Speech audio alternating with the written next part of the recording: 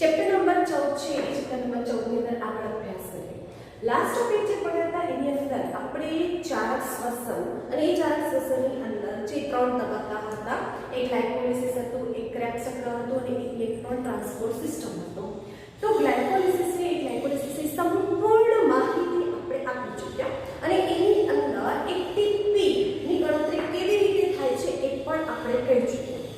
આ જે ગ્લાયકોલિસિસ છે એ ગ્લાયકોલિસિસ દરમિયાન આપણે શું કર્યું કે જે ગ્લુકોઝ હતા એ ગ્લુકોઝનો ઓક્સિડેશન કરીને આપણે શું બનાવ્યું પાયરુવિક એસિડ. ઓકે, આ જે પાયરુવિક એસિડ છે એ પાયરુવિક એસિડના બે પાયરુવિક એસિડના અણુ બનાવ્યા. એક ગ્લુકોઝના અણુ બનાવ્યું. ગ્લુકોઝ છે ગ્લુકોઝ 6 કાર્બન વાળો હતો અને આપણે 3 કાર્બન વાળા બે અણુનું નિર્માણ કર્યું. પછી આપણે એવું કીધું કે આ પાયરુવિક એસિડ છે એ પાયરુવિક એસિડ ક્યાં જાય છે તો કર્ણાભ સૂત્રમાં પ્રવેશે છે અને કર્ણાભ સૂત્રમાં પ્રવેશે છે અને કર્ણાભ સૂત્રની અંદર આપણી પાસે કર્ણાભ સૂત્ર છે એનામાં આ આધાર છે. ઓકે, અને અહીંયા આ દ્રષ્ટિ ભાગ છે જે ફન કણિકાઓ છે. તો એવું કીધું કે આપણે આ જે પાયરુવિક એસિડ છે એ પાયરુવિક એસિડ કર્ણાભ સૂત્રના આધારકમાં પ્રવેશે છે.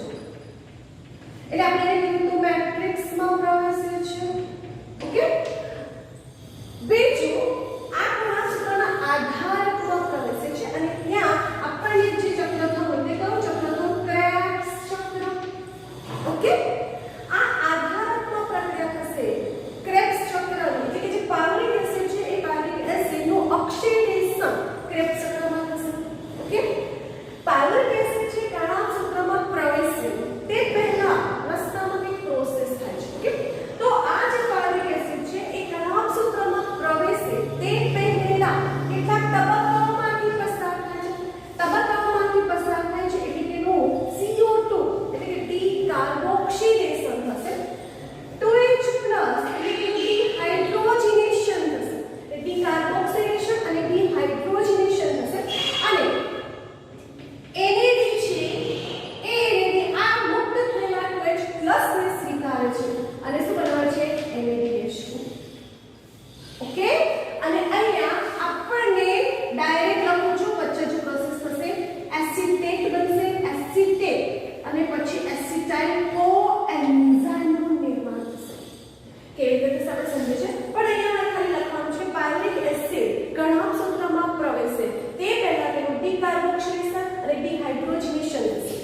ડીકાર્બોક્સિલેશન થાય એટલે CO2 મુક્ત થયું, ડીહાઇડ્રોજનેશન થયું એટલે 2H+ મુક્ત થયું. આ 2H+ પણ સ્વીકારે છે NAD અને NADH2 માં નિર્માણ પામે છે. અહીંયા બને છે એસિટેટ, બને છે એસિટેટ અને એ એસિટેટ કોએન્ઝાઇમ સાથે, તો અહીંયા કોએન્ઝાઇમ એડ કરી દઉં. કોએન્ઝાઇમની હાજરીમાં પ્રક્રિયા કરે છે તો શું થાય છે? એસિટાઇલ કોએન્ઝાઇમ. એટલે કર્ણાભ સૂત્રમાં પ્રવેશે તે પહેલા પાયરુવિક એસિડ એસિટાઇલ કોએન્ઝાઇમમાં ફેરવાઈ જાય છે અને એ એસિટાઇલ કોએન્ઝાઇમ ક્રેબ્સ ચક્રમાં આગળ પ્રોસેસ કરશે. ઓકે, એટલે આટલું ધ્યાનમાં રાખવાનું છે કે પાયરુવિક એસિડ કર્ણાભ સૂત્રમાં પ્રવેશે તે પહેલા શેનામાં નિર્માણ પામે છે? એસિટાઇલ કોએન્ઝાઇમમાં. આ એસિટાઇલ કોએન્ઝાઇમ છે જોઈએ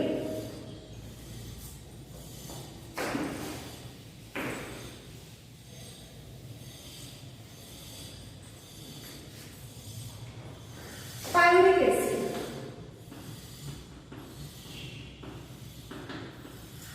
આ પાયરુવિક એસિડ કેટલા કાર્બન વાળું છે? 3 કાર્બન વાળું. એનું ડીકાર્બોક્સિલેશન થશે. શું થશે? ડીકાર્બોક્સિલેશન એટલે એક કાર્બન ડાયોક્સાઇડ એટલે કાર્બન અણુ દૂર થયો.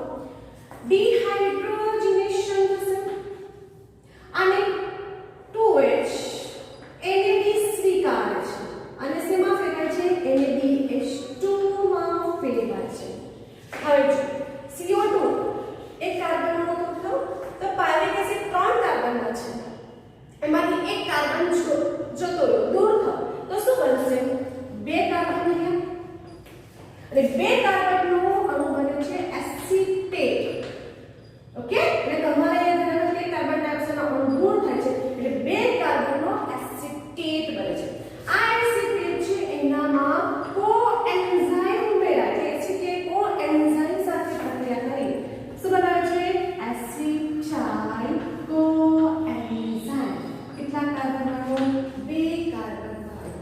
અને આ એસિટાઇલ કોએન્ઝાઇમ ક્યાં પ્રવેશે છે? કણાભસૂત્રના આધારકમાં પ્રવેશે અને કણાભસૂત્રના આધારકમાં પ્રવેશીને ત્યાં ચક્ર બનાવે છે ક્રેબ્સ ચક્ર.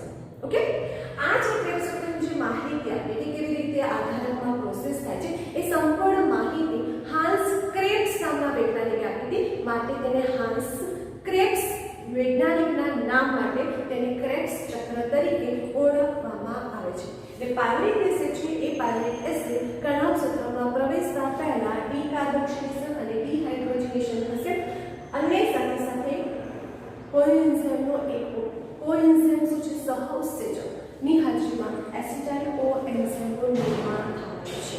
ઓકે, એટલે આપણે જ્યારે શરૂઆત કરીશું દોરીશું અહીંથી જ બાજુ અને અહીંથી આપણે ચક્ર બનાવીશું એસિટાઇલ કોએન્ઝાઇમ. ઓકે, તો હવે આપણે જે ક્રેબ્સ ચક્ર છે એ બનાવીશું. બીજી વસ્તુ સમજીશું કે જ્યારે એક ગ્લુકોઝ અણુ છે તો બે પાયરુવેટ એસિડ અણુ બન્યા. ઓકે, બે પાયરુવેટ એસિડ છે તો અહીંયા આખું જે ચક્ર છે આપણે એક પાયરુવેટ એસિડથી બનીશું અને જ્યારે ગણતરી કરીશું ત્યારે બધી જ વસ્તુ શું થશે? ડબલ થશે. NaBH2 છે, FADH2 છે, CO2 છે, H2O છે, 2H+ છે, જેટલું પણ બધાની ડબલ ગણતરી કરીશું તો ઓટોમેટિક આપણને આખા ક્રેબ્સ ચક્ર દરમિયાન કા નિપજ બને છે એ મળી જશે. ઓકે, તો હવે આપણે ક્રેબ્સ ચક્રની શરૂઆત કરીએ. ક્રેબ્સ ચક્ર છે એ ક્રેબ્સ ચક્ર પહેલી વસ્તુ તમારી ચોપડી છે એ ચોપડીની અંદર અધૂરું છે. અધૂરું છે એટલે શું છે કે જેટલું જરૂરિયાત છે એટલું જ આપ્યું છે પણ આપણે શું થાય કે એ જ્યારે કરવા બેસીશું તો ઘણી બધી ભૂલ પડે. એટલા માટે જે ખરેખર જે ક્રેબ્સ ચક્ર છે એને આપણે દોરીશું એને જ આપણે સમજીશું તો આપણને ભણવામાં સરળતા રહેશે. તો સૌથી પહેલા જે ચક્ર દોરો છે ને એ ચક્રની અંદર તો જો ગ્લાયકોલિસિસ ભણ્યા ત્યારે આપણે 10 સ્ટેપ હતા. ઓકે, અહીંયા ક્રેબ્સ ચક્ર ભણીશું ત્યારે આપણને 11 સ્ટેપ આવશે. કેટલા આવશે? 11 સ્ટેપ. તો આપણે અહીંયા જે દોરવાનું છે સૌથી પહેલા એને આપણે મેથડ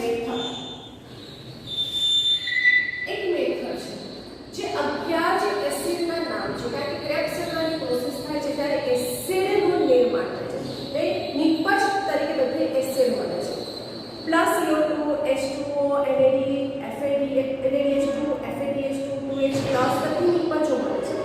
તો એ બધા કેવી રીતે મળે છે અને બધા એસિડના નામ ક્રમશઃ યાદ રાખવા પડે તો એના માટેની એક મેથડ છે. ઓકે, તો અહીંયા શું કરીશું આપણે 11 એસિડના નામ છે પહેલા 11 એસિડ બરાબર છે 1 2 3 4 5 6 7 8 9 10 અને 11. ઓકે, 11 એસિડ ના નામ આપણે લખવાના છે. બરાબર નથી જોવાનું અહીંયા લખું છું 1 2 3 4 5 6 7 8 9 10 અને 11. હવે જો નામ જે તમારે યાદ રાખવાના છે એની મેથડ પહેલા તો આપણે પાયરુવેટ એસિડ શરૂઆત આપણે પાયરુવેટ એસિડથી જ કરીશું. ઓકે,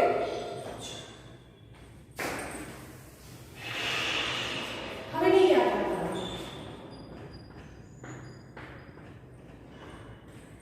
અને જે યાદ રાખવાનું છે એ તમારે કેવી રીતે યાદ રાખવાનું છે?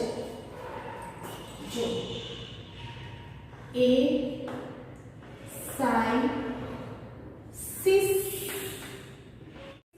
I O alpha Ki sa Q Meli O A. આ યાદ રાખવાનું છે. A psi cis I O alpha Ki sa Q Meli O A. હવે આટલું યાદ રાખીએ તેની સાથે સાથે આપણે એના સીધા નામ લખવાના છે. જો એ પરથી એસિટાઇલ કોએન્ઝાઇમ સાઈ પરથી સાઇટ્રિક એસિડ સિસ પરથી સિસ એક્રોનેટિક એસિડ આઈ પરથી આઇસો succinic acid O પરથી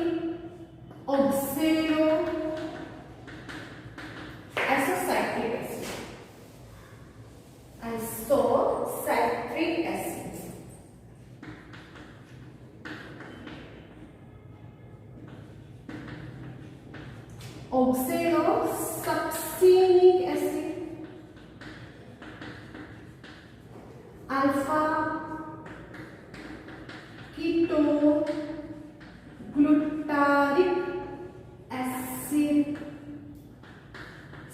succinic acid, fumaric acid,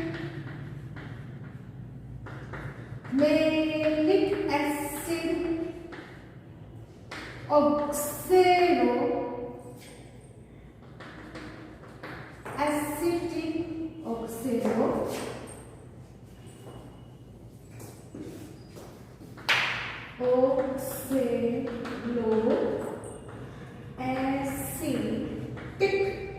acid.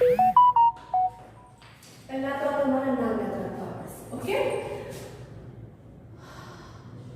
A સાઇસિસ IO alpha કી સકો સોફ્યુમેરી OA. ઓકે, બરાબર. હવે શું કરવાનું છે? મેલિક એસિડ. ઓકે, ચાલો હવે આ લખ્યા પછી એટલે કે જે નંબર આપણે લીધા છે એના પછી આપણે શું કરવાનું છે? કાર્બનની સંખ્યા યાદ રાખવાની છે. બરાબર. તો જો આલ્ફા કીટોગ્લુટારિક એસિડ છે, પાયરુવિક એસિડ છે, એસિટાઇલ કોએન્ઝાઇમ છે, સાઇટ્રિક એસિડ છે. તો જોઈએ સૌપ્રથમ પાયરુવિક એસિડ છે એ પાયરુવિક એસિડ કેટલા કાર્બન વાળા છે? 3 કાર્બન વાળો. એસિટાઇલ કોએન્ઝાઇમ કેટલા કાર્બન વાળો છે? 2 કાર્બન વાળો. સાઇટ્રિક એસિડ છે બરાબર છે, એ સાઇટ્રિક એસિડ 6 કાર્બન વાળો. Alpha ketoglutaric acid 5 carbon. Okay, તો જો પહેલા પાયરુવિક એસિડ 3 કાર્બન વાળો, એસિટાઇલ કોએન્ઝાઇમ 2 કાર્બન વાળો. કેવી રીતે છે સમજાવી દીધું. સાઇટ્રિક એસિડ છે એ 6 કાર્બન વાળો, alpha ketoglutaric acid 5 carbon okay. ઓકે, હવે આ જે 5 કાર્બન છે એની ઉપર બધા તમારે જે સિરીઝ છે ને 6 5 4 એવી રીતે ઊંધી સિરીઝ, તો 5 ઉપરના બધા છે તો બધા 6 કાર્બન વાળા. આ બધા 6 કાર્બન વાળા. 5 પછીના જેટલા પણ એસિડ છે બધા 4 કાર્બન વાળા. ઓકે, એટલે પહેલા તો તમારે આ સમજવાનું રહેશે કે કયો એસિડ કેટલા કાર્બન વાળો છે. એટલે તમારે પરીક્ષામાં પૂછાય કે ક્રેબ્સ ચક્રમાં આવેલા 5 કાર્બન વાળા એસિડનું નામ આપો, તો એક જ આલ્ફા કીટોગ્લુટારિક એસિડ. 6 કાર્બન વાળા એસિડના નામ આપો, તો 1 2 3 4 એસિડના નામ આપવાના. 4 કાર્બન વાળા એસિડના નામ આપો, તો 4. બરાબર. 3 કાર્બન વાળા એસિડનું નામ છે તો પાયરુવિક એસિડ છે જે તો બહાર છે, ક્રેબ્સ ચક્રની બહાર છે. ઓકે, 2 કાર્બન વાળો એસિડ કર નિર્માણ પામે છે તો તમે એસિટાઇલ કોએન્ઝાઇમ જે સહઉત્સેચક છે નરી એસિડ. ઓકે, એટલે કયા કયા એસિડનું નિર્માણ થયું છે, કઈ રીતે થયું છે એ બધી માહિતી છે. ઓકે, આ તમારે સમજવું. હવે આને આપણે શું કરીશું? ચાર્ટમાં દર્શાવીએ. ચાર્ટમાં દર્શાવવાનું છે કે તમારે શું કરવાનું છે? જો આખો એક ચાર્ટ બનાવવાનો છે, પછી હું ઇરેઝ કરીશ. આ લખ્યા પછી આને ઇરેઝ કરવાનું છે. તો સૌથી પહેલા શું કરીશું આપણે? પાયરુવિક એસિડ કે પહેલા નંબર પર પાયરુવિક એસિડ. ચલો, પાયરુવિક એસિડ છે એ પાયરુવિક એસિડમાંથી શું બને છે? એસિટેટ, જે સમજાઈ ગયું છે. ઓકે, એસિટેટ છે એ એસિટેટ કોએન્ઝાઇમ સાથે પ્રક્રિયા કરશે અને એસિટાઇલ કોએન્ઝાઇમ. ઓકે, આ જે એસિટેટ છે ને એ એસિટેટને જરા એસિટેટ. ઓકે, એસિટાઇલ કોએન્ઝાઇમ થઈ ગયો. આલો A સાઇસિસ. એટલે શું કરીશું? આપણે એક ચક્ર બનાવવાનું. ઓકે, સર્કલ એક.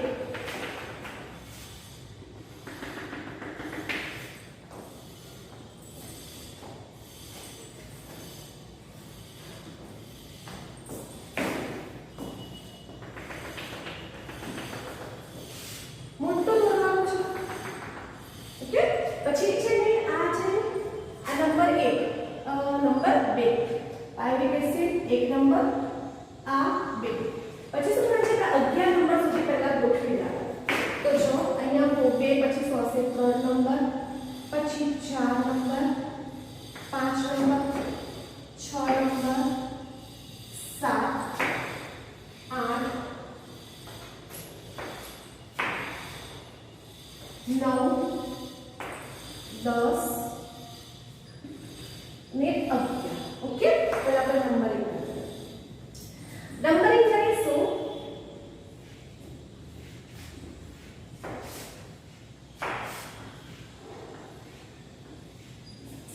નંબરિંગ કરી દીધા પછી શું લખવાનું છે? A, પછી 7, A 7, 6 I, 6 I,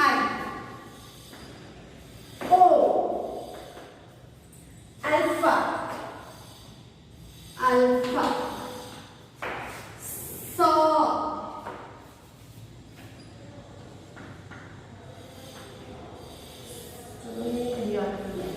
so, few, many, okay.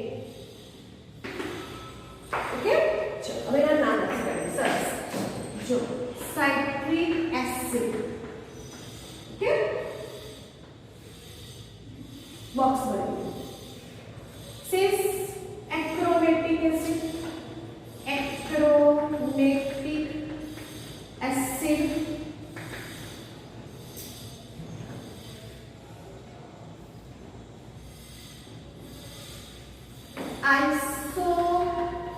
आइसोसाइट्रिक acid,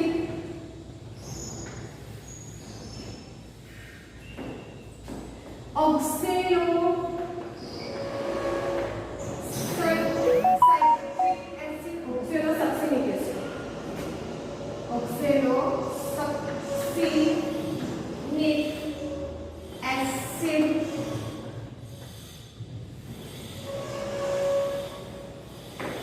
alpha અને છે ને આ લખી 7 નંબર છે अल्फा कीटो ग्लूटारिक एसिड बचा છે 7 number. Okay, succinic acid,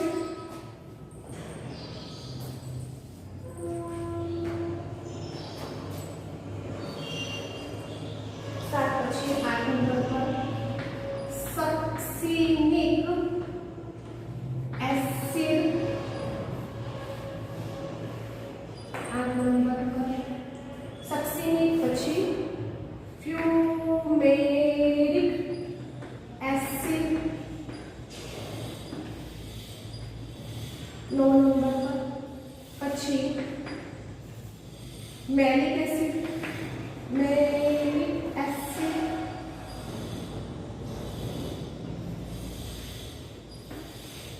10 number oxalo acetic acid, oxalo acetic acid. Okay, है ये अगला नंबर आ गया. एसिटाइल कोएंजाइम आपने बॉक्स में कर दिया. एसिटाइल कोएंजाइम दे दिया. चलो आटो थयो जे હતો એ ચક્રમાં કરી દઈએ.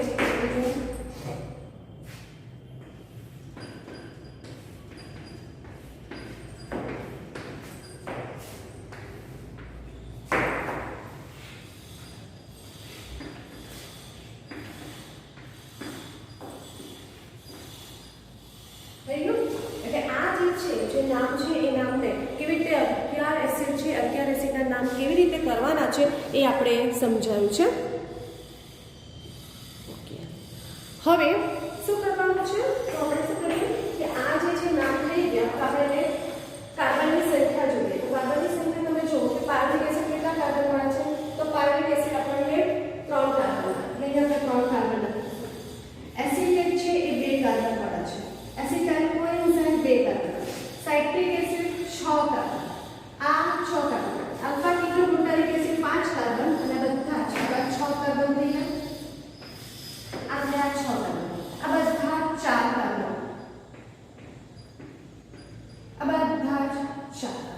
ઓકે, આટલું થઈ ગયું. હવે આને આપણે ઇરેઝ કરીએ કારણ કે જગ્યા જોઈએ છે, મારે બીજું લખવાનું છે.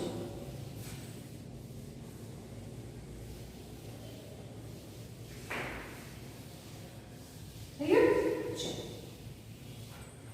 હવે આટલું લખ્યા પછી બીજું શું આવશે? તો એની અંદર આપણને આવશે CO2, H2O, NAD, FADH2 બધાનું હશે. તો આપણે શું છે જે નંબર આપ્યા છે ને એ નંબરને આધારે જો CO2 બહાર મુક્ત થાય છે. ઓકે, CO2 મુક્ત થાય છે બહાર.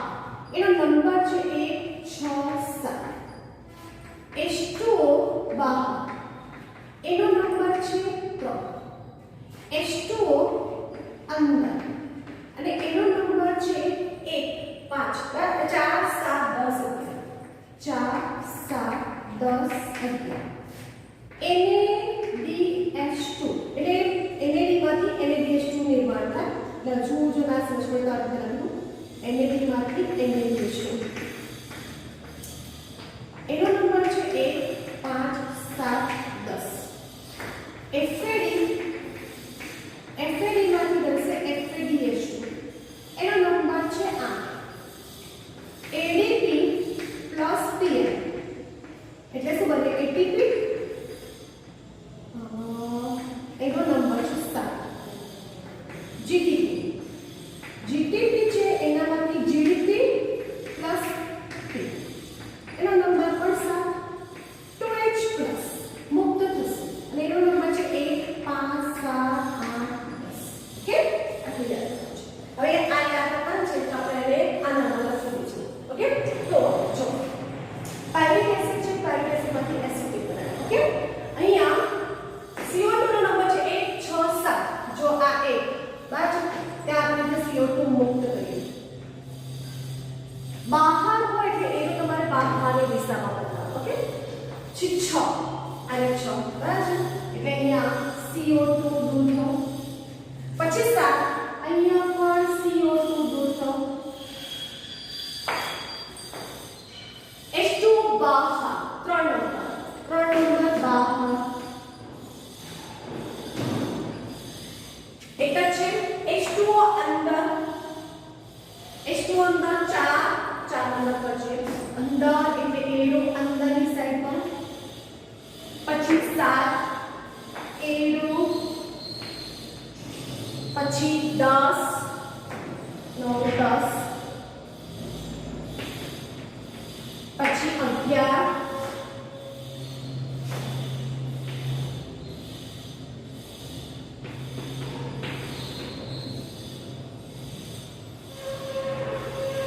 થઈ ગયું. ચલો NAD માંથી NADH2 બનશે. હવે NAD માંથી NADH2 એક બરાબર છે. આ એક નંબર શું કરવાનું? NAD માંથી શું બનશે? NADH2. ઓકે, પછી 5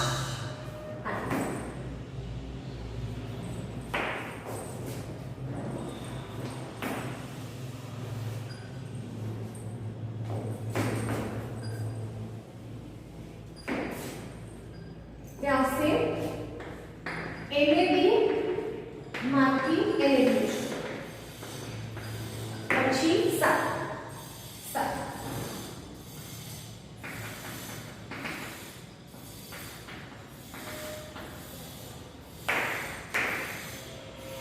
ને 10.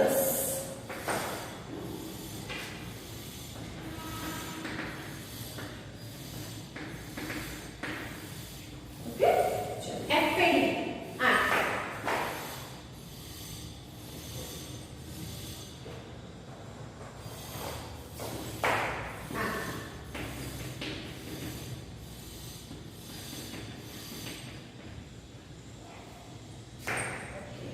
ADP બરાબર છે. ATP અહીં બનશે. કેમ? તો અહીંયા જ છે આપણે જગ્યા જોઈએ છે. હું આને નાનું કરું છું. સક્સિનિક એસિડ.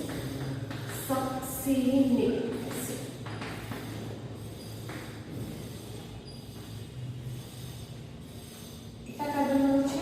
4 કાર્બન. નંબર કયો છે? 8.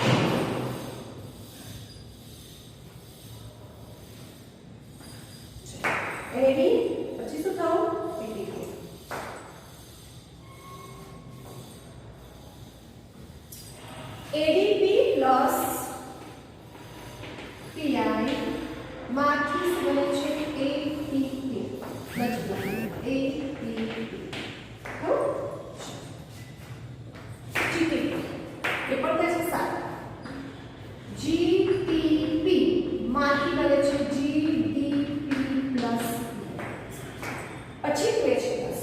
ઓકે 2H પ્લસ 1 5 7 8 10 આ 1 5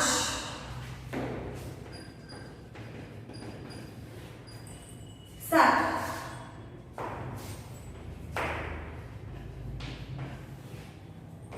10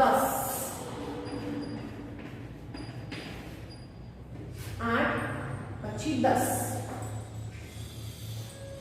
એમાં પણ જગ્યા જશે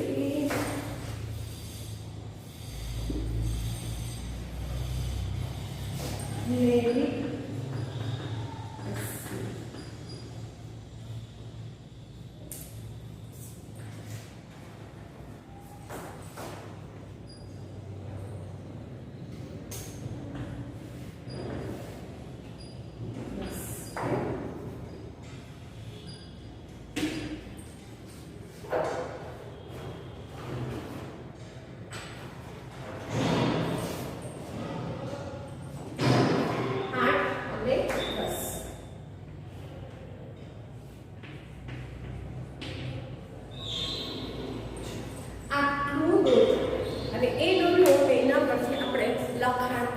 એને જે સમજવાનું છે એ સમજવાનું કે જે ચાર્ટ છે એ ચાર્ટને દોરવાનો. જે તમારે આ છે એક મેથડ છે. આ રીતે કરશો તો તમને ચાર્ટ ઈઝી પડશે અને જે લખાણ છે એ લખાણ પણ શું થશે સરળ થશે. ઓકે આ દોસી દઉં છું. કે હવે આપણે જે થિયરી છે એ થોડી સ્ટાર્ટ કરવાની રહેશે. તો પાયરુવેટ એસિડ છે એ પાયરુવેટ એસિડમાંથી આપણે ક્રેબ્સ ચક્ર છે એ ક્રેબ્સ ચક્રમાં કેવી રીતે વિઘટન થાય છે એટલે કે ઓક્સિડેશન થાય છે અને એસિડ બનશે કેવી રીતે CO2 કે H2O NAD FADH2 કેવી રીતે બનશે એની આપણે વાત કરીએ. ચાલો હવે સ્ટાર્ટ કરીએ. સૌપ્રથમ આપણે શું કીધું કે પાયરુવેટ એસિડ છે એ પાયરુવેટ એસિડ છે અને એ પાયરુવેટ એસિડ ઘણા સૂત્રમાં પ્રવેશે છે. આ જે ચક્ર છે બરાબર છે એ ચક્ર છે એ ક્રેબ્સ ચક્ર તરીકે ઓળખવામાં આવે. ઓકે કારણ કે ક્રેબ્સ નામના વૈજ્ઞાનિકે આપેલું.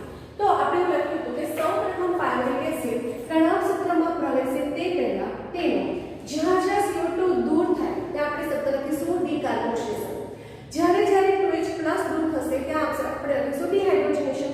અને આપણે સાથે સાથે શું છે કે જ્યારે જ્યારે પણ 2H મુક્ત થશે એ 2H કાં તો NAD સ્વીકારશે કાં તો FAD સ્વીકારશે. અને NAD અને FAD સ્વીકાર અને 2H પ્લસ સાથે પ્રક્રિયા કરે એટલે શું થાય છે કે NAD છે એ 2H પ્લસ સાથે 2 ઇલેક્ટ્રોનની હાજરીમાં પ્રક્રિયા થશે તો શું થશે NAD છે. FADH છે એ FADH પણ મુક્ત થયેલા 2H પ્લસ અને 2 ઇલેક્ટ્રોનને સ્વીકારે અને શું બનાવે છે FADH2 બનાવે છે.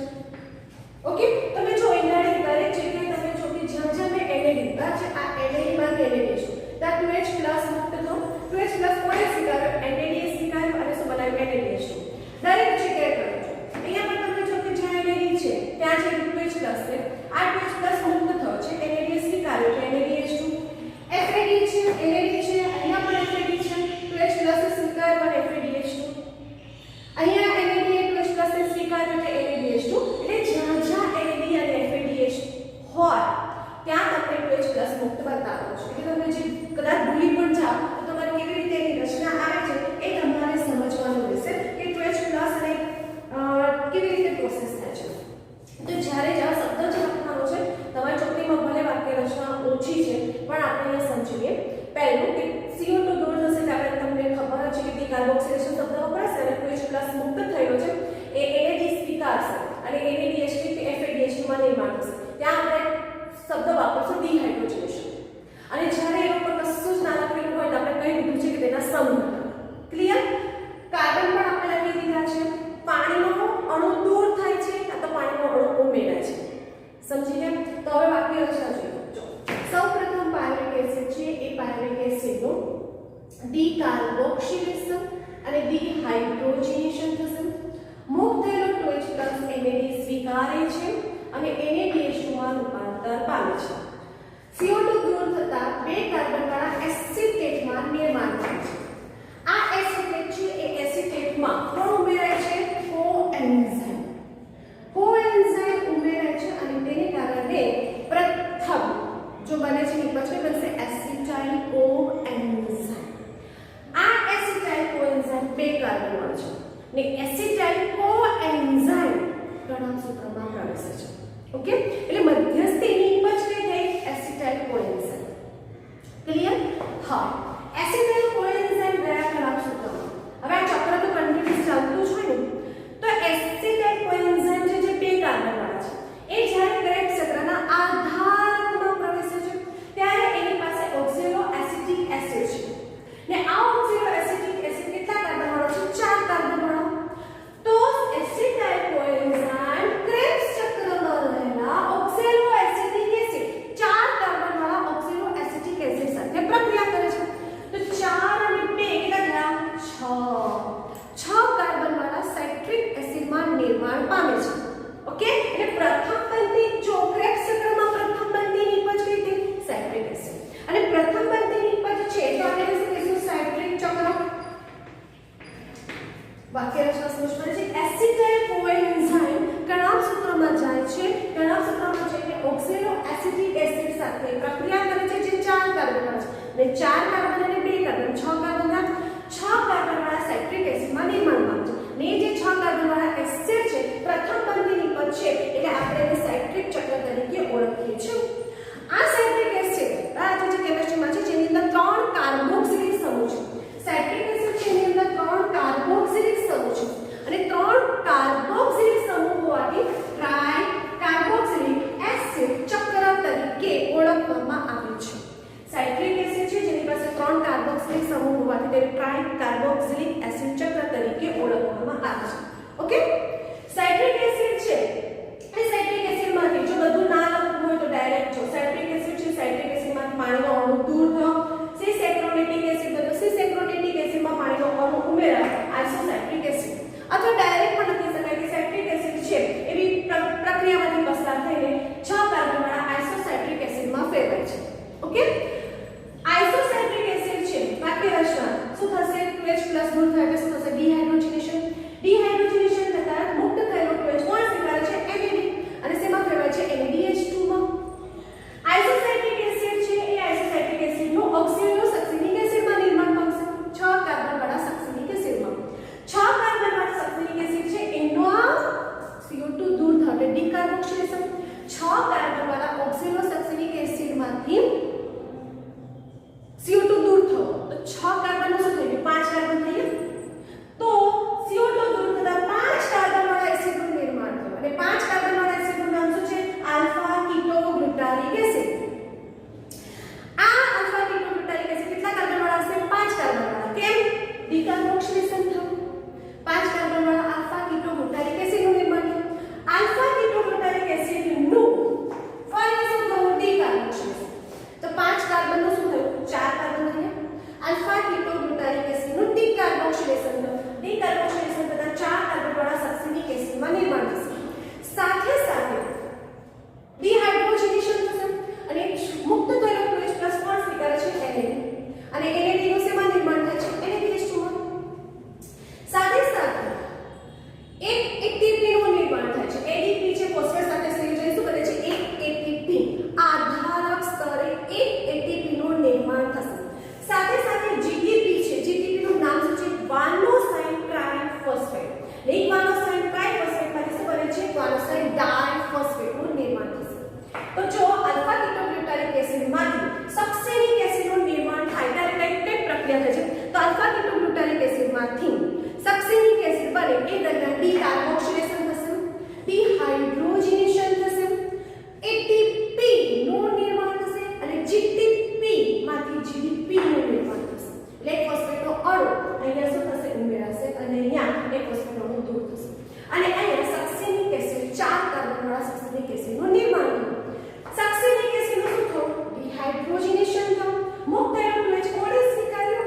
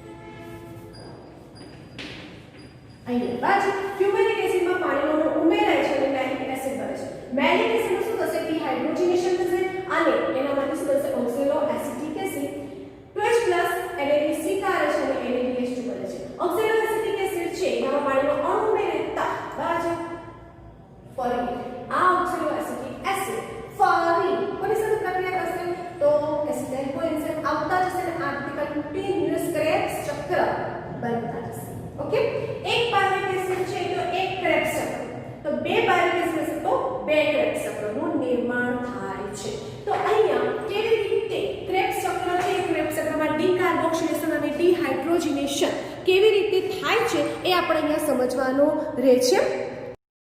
ક્રેબ્સ ચક્ર છે એ ક્રેબ્સ ચક્રની અંદર પહેલાનું નામ ક્રેબ્સ ચક્ર કાંઈ હાન્સ ક્રેબ્સ નામના વૈજ્ઞાનિકે આપ્યું. સાઇટ્રિક ચક્ર કાંઈ પ્રથમ બંધની ઉપર સાઇટ્રિક એસિડ છે. 3 કાર્બોક્સિલિક સમૂહ છે એટલે ટ્રાઈ કાર્બોક્સિલિક એસિડ ચક્ર તરીકે ઓળખવામાં આવે છે. ઓકે, અહીંયા તમને આ રીતે ચક્ર દોરવાનું છે, કેવી રીતે દોરવાનું છે આપણે આખી મેથડ સમજાવી દીધી છે. દોરવાનું અને પછી જેમાં છે NADFADH2 છે, 2H+ છે, CO2 છે, એ બધું ધ્યાન રાખવાનું.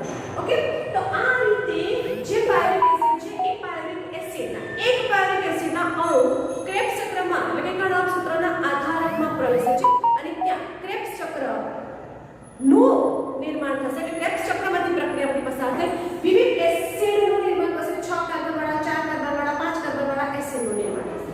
ઓકે, હવે આ જે ક્રેબ્સ ચક્ર છે એ ક્રેબ્સ ચક્ર દરમિયાન આપણે કેટલા CO2 મુક્ત થશે, કેટલા NAD મુક્ત થશે, કેટલા ATP બનશે એ સમજવાનું રહેશે. તો જો ગણતરી કરીએ. જો સૌથી પહેલા CO2 મુક્ત કેટલા CO2 મુક્ત થાય છે તો તમે જો નંબર તમને ખબર છે 1 6 7 નંબર છે અને અહીંયા જો એક CO2, બીજો CO2 અને ત્રીજો CO2 એટલે 3 કાર્બન ડાયોક્સાઇડના અણુ મુક્ત થાય છે. ઓકે, કેટલા પાણીના અણુ મુક્ત થાય છે? પાણીના અણુ મુક્ત થાય છે એટલે દૂર થતા હશે, બરાબર છે? તો મુક્ત થતા હશે, બરાબર છે? તો આ મુક્ત થાય, બરાબર છે? આ તો શું થાય છે? ઉમેરાય છે. જેટલા અંદરની તરફ એનો હોય એટલે ઉમેરાય કહેવાય, બરાબર છે? એટલે મુક્ત કેટલા થાય છે? એક જ પાણીનો અણુ મુક્ત થાય છે. કેટલા પાણીના અણુ ઉમેરાય છે? તો અહીંયા ઉમેરાશે, બરાબર છે? આ એક, પછી 2, 3 અને 4 પાણીના અણુ મુક્ત થશે, ઉમેરાશે. ચાલો, જે જરૂરી છે એની વાત કરીએ. NAD નું શેમાં નિર્માણ થશે? NADH2. ઓકે, આ ગણતરી ચાલે છે એક ક્રેબ્સ ચક્રની. એક ક્રેબ્સ ચક્રની ગણતરી ચાલે છે. ઓકે, કેટલા તબક્કે NADH2 માં નિર્માણ થશે. ઓકે, તો આપણે ગણવાનું છે કેટલા તબક્કે NADH2. જો આ એક, આ 2, આ 3 ને 4. કેટલા તબક્કે? 4 તબક્કે. એટલે કે 4 NADH2 માં નિર્માણ થાય છે. તો 4 થયા. FAD કેટલા તબક્કે? FAD નું FADH2 માં નિર્માણ થશે. આ એક જ તબક્કે, એક તબક્કે FAD નું FADH2 માં નિર્માણ થશે. ઓકે, NAD અને FADH2 બન્યા એ પાછા ક્યાં જશે? ઇલેક્ટ્રોન ટ્રાન્સફર સિસ્ટમમાં, એટલે કે ઓક્સિડેટિવ ફોસ્ફોરીકરણની પ્રોસેસ થશે. ક્યાં થશે? કણક સ્તરના ક્રિસ્ટીપટલમાં. પછી આ જે ક્રેબ્સ ચક્ર છે એ ક્રેબ્સ ચક્રમાં આધારક સ્તરે કેટલા ATP નું નિર્માણ થાય? તો આધારક સ્તરે એક જ કાર્બન, 7 નંબરના કાર્બન પર એટલે આધારક સ્તરે એક ATP નું નિર્માણ થશે. ઓકે, તો તમને સવાલ કઈ રીતે પૂછાશે એ ધ્યાન રાખવાનું. આધારક સ્તરે કેટલા ATP નું નિર્માણ થશે? તો શું થશે? એક જ આલ્ફા કીટોન ગ્લુટારિક એસિડમાંથી સબસેનિક એસિડનું નિર્માણ થાય છે ત્યારે આધારક સ્તરે એક જ ATP નું નિર્માણ થશે. તો એક ક્રેબ્સ ચક્ર છે એમાં 4 તબક્કે NAD નું NADH2 માં, એક તબક્કે FAD નું FADH2 માં અને આધારક સ્તરે એક ATP નું નિર્માણ થશે. હવે 2H+, બરાબર છે? તો 2H+ કેટલા મુક્ત થશે? તો તમે કહો છો કે જેમ જેમ NAD ને FAD હોય ત્યાં 2H+ મુક્ત થયા જશે. આમ દેખવા જાઓ તો 4 ને 1 5 તબક્કે થયા. આમ ગણો તો જો 1, 2, 3, 4 અને 5 તબક્કે 2H+ મુક્ત થાય છે. આખી ગણતરી કઈ થઈ? એક ક્રેબ્સ ચક્રની. એક ક્રેબ્સ ચક્રની. ઓકે, હવે કે પાયરુવેટ એસિડ અણુ કેટલા હશે? 2 હશે. તો જે પાયરુવેટ એસિડ ક્રેબ્સ ચક્રમાંથી પસાર થયો અને આપણે એને ગણતરી કરી, આ પાયરુવેટ એસિડ અણુ 2 છે કે 2 માં પ્રોસેસ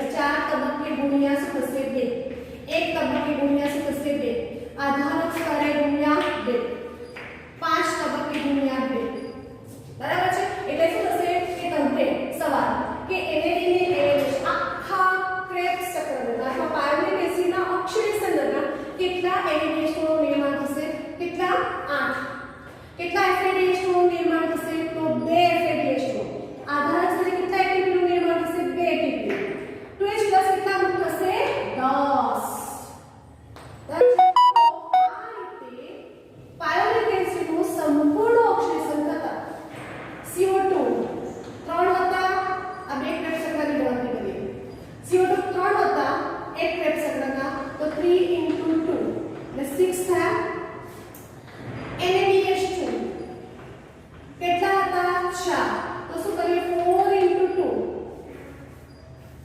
4 into 2 8 થયા FADH2 કેટલા હતા 1 બરાબર છે તો 2 2H પ્લસ હતા 2H પ્લસ કેટલા હતા 5 તો 5 into 2 10 ATP એ આધાર સ્તરે 1 હતા થઈ ગયું તો આ એક ક્રેબ્સ ચક્રની ગણતરી આ બે ક્રેબ્સ ચક્રની ગણતરી ક્લિયર તો એક ક્રેબ્સ ચક્ર દરમિયાન 3 CO2 NADH2 4 તબક્કે FADH2 1 તબક્કે 2H+ 5 તબક્કે અને ATP 1 તબક્કે મુક્ત થશે જ્યારે બે ક્રેબ્સ ચક્ર એટલે આખા પાયરોમેસિનનો સંપૂર્ણ ઓક્સિડેશન થશે ત્યારે આપણને સંપૂર્ણ એટલે ક્રેબ્સ ચક્રની અંદર જે ઓક્સિડેશન થશે અને 5 6 CO2 મુક્ત થશે 8 NADH2 બનશે 2 FADH2 બનશે 10 2H પ્લસ બનશે અને 2 ATP આધારક સ્તરે બરાબર છે તો અહીંયા લખી દો કે આધારક સ્તરે 2 ATP નું નિર્માણ થશે ઓકે ચલો હવે અહીંયા જો કે તમને NADH2 બન્યા અને FADH2 ઓકે ચલો આ ક્રેબ્સ ચક્ર થઈ ગયું હવે આ ક્રેબ્સ ચક્ર થઈ ગયો એ હવે ક્યાં જશે તો જે NADH2 અને FADH2 થી તૈયાર થયા છે એ જશે ઇલેક્ટ્રોન ટ્રાન્સપોર્ટ સિસ્ટમમાં એટલે ઓક્સિડેટિવ ફોસ્ફોરીકરણની પ્રક્રિયા જે આપણે ભણીશું પણ મેં ગ્લાયકોલિસિસમાં પણ સમજાવ્યું હતું કે એક NADH2 છે એ ઓક્સિડેશન જો ઓક્સિજનની હાજરીમાં પ્રક્રિયા કરશે તો 3 ATP નું નિર્માણ થશે એટલે એક NADH2 છે એ ઇલેક્ટ્રોન ટ્રાન્સપોર્ટ સિસ્ટમમાંથી પસાર થશે ઇલેક્ટ્રોન ટ્રાન્સપોર્ટ સિસ્ટમમાંથી ત્યારે 3 ATP નું નિર્માણ થશે અને એક FADH2 ઇલેક્ટ્રોન ટ્રાન્સપોર્ટ સિસ્ટમમાંથી પસાર થશે ત્યારે 2 ATP નું નિર્માણ થશે એવું આપણે કહી શકીએ તો અહીંયા જે ચક્ર છે ને એ ચક્રની અંદર જ્યાં જ્યાં NAD હશે ત્યાં શું કરીશું આપણે 3 ATP લખીએ અને જ્યાં જ્યાં FAD હશે ત્યાં શું કરીશું 2 ATP તો જો આ NAD છે NAD દરમિયાન આપણે એક સરસ ચલો મેં વ્હાઈટથી કન્ફ્યુઝ ના થાય કલર આપણે એવો ચૂઝ કરી વ્હાઈટ જ રાખીએ અહીંયા જ્યાં જ્યાં NAD છે અને FAD છે તો એક NADH2 ઇલેક્ટ્રોન ટ્રાન્સપોર્ટ સિસ્ટમમાંથી પસાર થશે 3 ATP તો અહીંયા છે 3 ATP લખી દો 3 ATP ઓકે જ્યાં જ્યાં NADH છે અહીંયા NADH2 છે 3 ATP અહીંયા NADH2 છે 3 ATP FADH2 છે તો શું લખીશું આપણે 2 ATP અહીંયા 3 ATP થઈ ગયો 3 ATP બરાબર બધે થઈ ગયું ચલો હવે એક ગણતરી કરીએ ક્રેબ્સ ચક્ર આ NAD FADH2 દરમિયાન જેટલા પણ ATP વપરાય ને ત્યાં શબ્દ વપરાય આ ઓક્સિડેટિવ ફોસ્ફોરીકરણ બરાબર છે ઓક્સિડેટિવ ફોસ્ફોરાઇલેશન તબક્કા દરમિયાન અથવા તો ઇલેક્ટ્રોન ટ્રાન્સપોર્ટ સિસ્ટમ દ્વારા કેટલા ATP નું નિર્માણ થશે એટલે ETS આધારક સ્તરે 2 ATP અને ETS આધારે કેટલા ATP ગણીએ ચલો તો NADH2 દરમિયાન 3 6 3 9 ને 3 12 ATP નું નિર્માણ થયું બરાબર છે અથવા તો આ રીતે આપણે કહીએ કે 4 તબક્કે NADH2 નું નિર્માણ થશે તો 4 into 3 ATP થઈ ગયા 12 ATP બધી રીતે ગણતરી થઈ શકે ઓકે તો 4 તબક્કે NADH2 અને મેં લખી કાઢ્યું કે તમને સરળતા રહેશે આ 1 આ 2 આ 3 અને 4 એટલે 12 ATP નું નિર્માણ થયું ચલો કેટલા FADH2 દરમિયાન FADH2 નો ઇલેક્ટ્રોન ટ્રાન્સપોર્ટ સિસ્ટમ થશે કેટલા ATP 2 ATP થઈ ગયું તો આ રીતે કેટલા થયા તો NADH દરમિયાન 12 ATP અને FADH2 છે દરમિયાન 2 ATP ઓકે કેટલા થયા ટોટલ 14 એટીપી થાય ક્રેબ્સ ચક્ર છે એક ક્રેબ્સ ચક્રની આગળ કરીએ બે ક્રેબ્સ ચક્ર હોય તો શું થાય 14 એટીપી ગુણ્યા 2 કેટલા થાય 28 એટીપી થાય 28 એટીપી થાય ઓકે આમ ગણીએ તો તમારે i રેડિયસ ટુ 12 2 ગણીએ તો શું થશે ગુણ્યા 2 એટલે કેટલા થયા 12 24 એટીપી અહીંયા ગુણ્યા 2 કરીશું તો 4 એટીપી તો કેટલા થયા આપણને 28 એટીપી થયા બરાબર છે ગુણ્યા 2 કરી દઈશું બરાબર છે તો 2 ક્રેબ્સ ચક્રની ગણતરી થશે એટલે 14 એટીપી કેટલા થયા 28 એટીપી તો ઇલેક્ટ્રોન ટ્રાન્સફર સિસ્ટમ આધારે કેટલા થશે 28 એટીપી તો આમ ગુણ્યા 28 ને 30 એટીપી સમજી ગયા તો એક ક્રેબ્સ ચક્ર દરમિયાન આધારક સ્તરે 2 એટીપી અને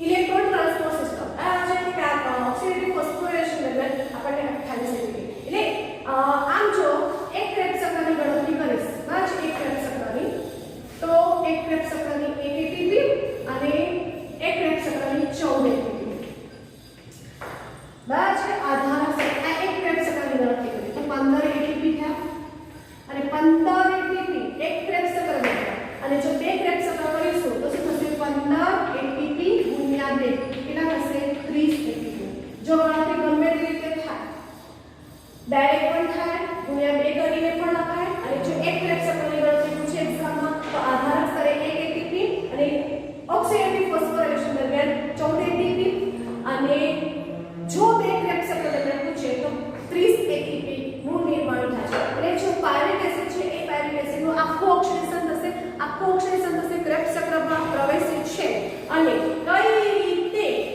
પ્રક્રિયા થાય છે એ તમારે સમજવાની રહેશે તો અહીંયા ક્રેબ્સ ચક્રની અંદર કેવી રીતે એસિડનું નિર્માણ કઈ જગ્યાએ CO2 દૂર થાય H2O દૂર થાય છે સાથે સાથે આપણે એટીપી ની ગણતરી પણ ધ્યાનમાં લીધી છે એટલે ગ્લાયકોલિસિસ દરમિયાન પણ આપણે એટીપી ની ગણતરી કરી ક્રેબ્સ ચક્ર દરમિયાન પણ આપણે એટીપી ની ગણતરી કરી એક ક્રેબ્સ ચક્રની ગણતરી કરો જ્યારે કોઈ એટીપી હોય તો આધારક સ્તરે વાપરવાનું આ એક ક્રેબ્સ ચક્ર દરમિયાન 1 એટીપી અને ઇલેક્ટ્રોન ટ્રાન્સફર સિસ્ટમ દ્વારા જો 3 3 6 3 9 3 12 13 14 14 એટીપી બન્યા એટલે 15 એટીપી નું નિર્માણ થશે એક ક્રેબ્સ ચક્ર દરમિયાન અને જો બે ક્રેબ્સ ચક્ર હોય તો શું થશે 30 એટીપી નું નિર્માણ થશે એક્ઝામ જો તમને કેવી રીતે પૂછાય જો પાયરિક એસિડ છે એ સાઇટ્રિક એસિડ દરમિયાન કેટલા એટીપી નું નિર્માણ કરે છે તો અહીંયા જો અહીંથી લઈને અહીં સુધી પૂછ્યું છે તો તમને